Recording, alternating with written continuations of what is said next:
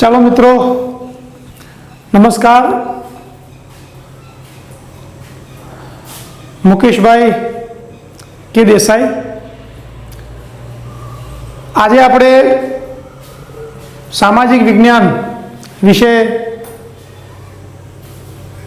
ચર્ચા કરવાની છે. તો સામાજિક વિજ્ઞાન વિષયમાં આજે આપણે પ્રકરણ નંબર 1 જે છે, જેનું નામ છે ભારતનો વારસો, એના વિશે અભ્યાસ કરીશું.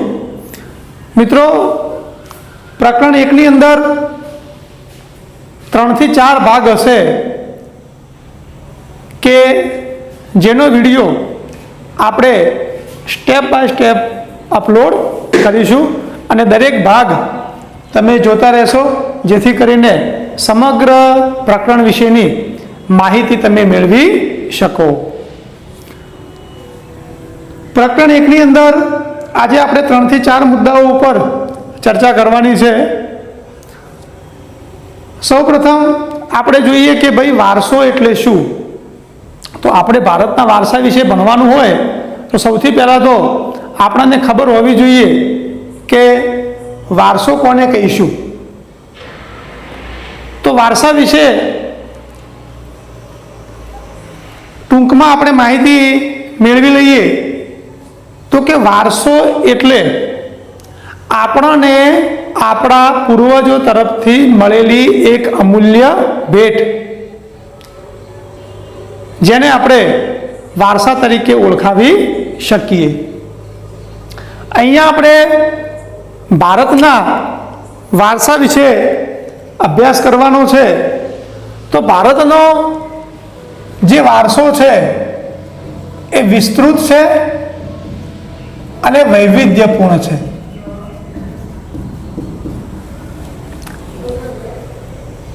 ભારતની જે ચારે સરહદો છે,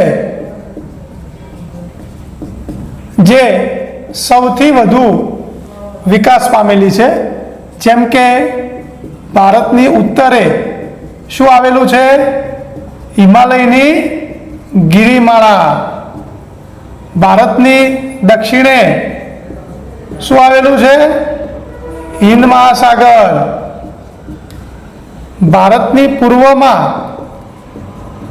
બંગાળાની ખાડી અને ભારતના પશ્ચિમ ભાગમાં શું આવેલું છે? અરબ સાગર.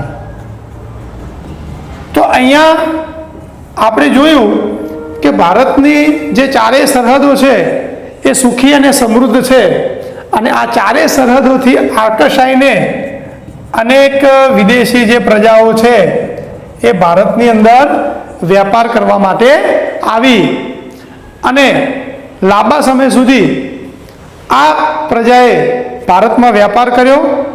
ભારતના રિવાજો, ધાર્મિક પ્રસંગો અને લગ્નેતર જે સંબંધો છે એ સંબંધો આ વિદેશી પ્રજાઓએ અપનાવી લીધા અને ધીમે ધીમે કાયમી માટે આ વિદેશી પ્રજાઓએ ભારતમાં શું કર્યો? વસવાટ કર્યો અને ભારતના વારસાને સુખી અને સમૃદ્ધ બનાવ્યો. ત્યાર પછીનો આપણો બીજો ટોપિક છે ભારતનું સ્થાન અને વિસ્તાર. તો ભારતના સ્થાન અને વિસ્તારની વાત કરીએ તો સ્થાન અને વિસ્તારની અંદર પણ ભારત એક આગવી વિશેષતા ધરાવે છે. સમગ્ર વિશ્વમાં વિસ્તારની દ્રષ્ટિએ ભારત 7મું સ્થાન ધરાવે છે અને વસ્તીની દ્રષ્ટિએ જોઈએ તો ભારત સમગ્ર વિશ્વમાં 2જું સ્થાન ધરાવે છે. એટલે વિસ્તાર અને સ્થાન એ પણ ભારતની એક આગવી વિશેષતા છે. ત્યાર પછીનો આપણો ત્રીજો મુદ્દો છે ભારતનો વૈવિધ્યસભર વારસો. તો આપણે ઉપર જોયું એ પ્રમાણે ભારતનો વારસો વૈવિધ્યપૂર્ણ છે.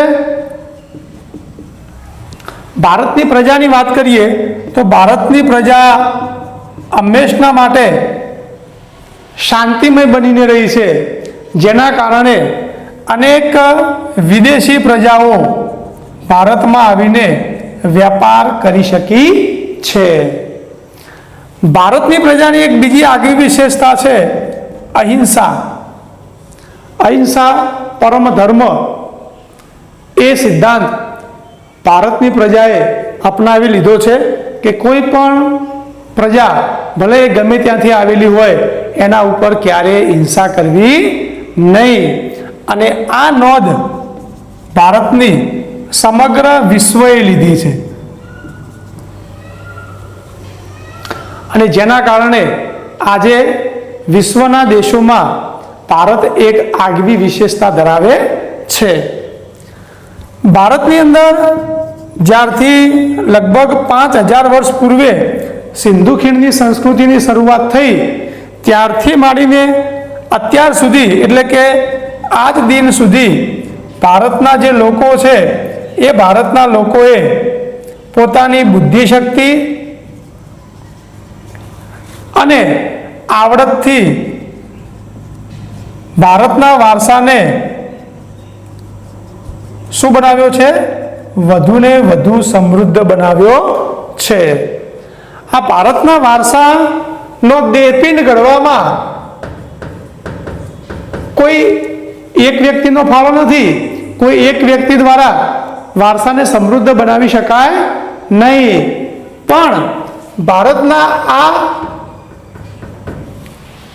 સમૃદ્ધ વારસાનો દેહપિંડ ઘડવામાં અનેક સંતો, ઋષિ મુનિઓ,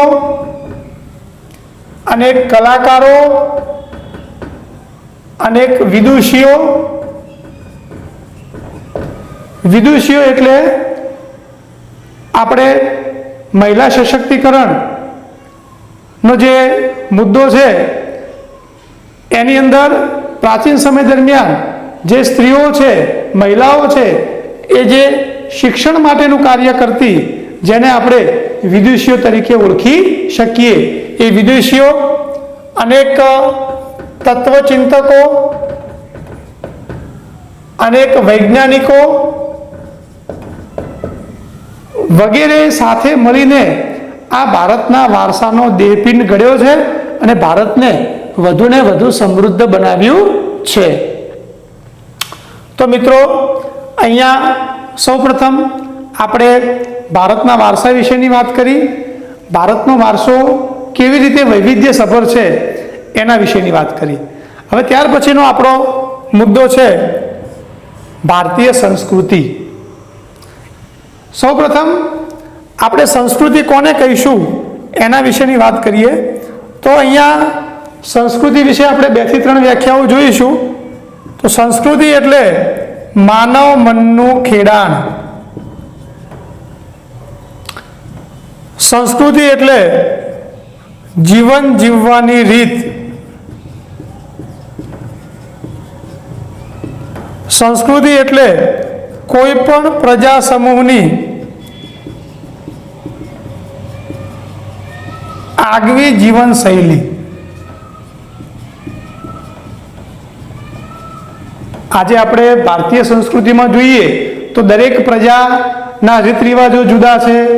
દરેક પ્રજાના સામાજિક પ્રસંગો જુદા છે. દરેક પ્રજા પોતપોતાની રીતે તહેવારો અને ઉત્સવો ઉજવે છે.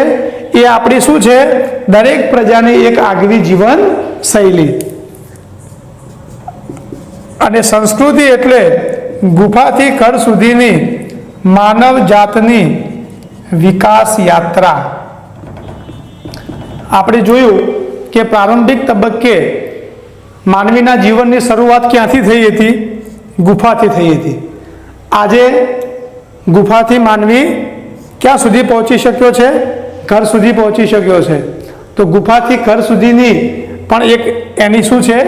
વિકાસ યાત્રા, જેને આપણે સંસ્કૃતિ તરીકે ઓળખી શકીએ. ત્યાર પછીનો આપણો મુદ્દો છે ભારતીય સંસ્કૃતિ.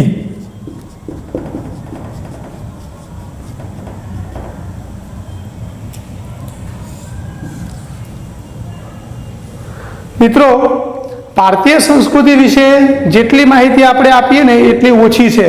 કારણ કે ભારતીય સંસ્કૃતિ એ દૂર સુધી ફેલાયેલી છે, વિસ્તરેલી છે.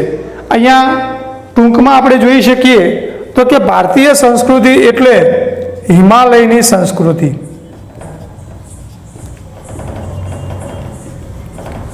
ભારતની સંસ્કૃતિ ચારેય દિશાઓમાં વહેંચાયેલી છે. ઉત્તરે હિમાલયની ગિરિમાળા સુધી આપણી જે સરહદ છે એ સરહદ સુધી આપણી સંસ્કૃતિ વિકસેલી છે. બીજા અર્થમાં કહીએ તો સંસ્કૃતિ એટલે ગંગા, યમુના, કાવેરી વગેરે જેવી વિવિધ નદીઓની સંસ્કૃતિ. આપણી પ્રાચીન નદીઓ એ પણ આપણી સંસ્કૃતિમાં એક આગવી વિશેષતા ધરાવે છે. જેમ કે ભારતીય સંસ્કૃતિનો વિકાસ ક્યાં થયો હતો? રાવી નદીના કિનારે.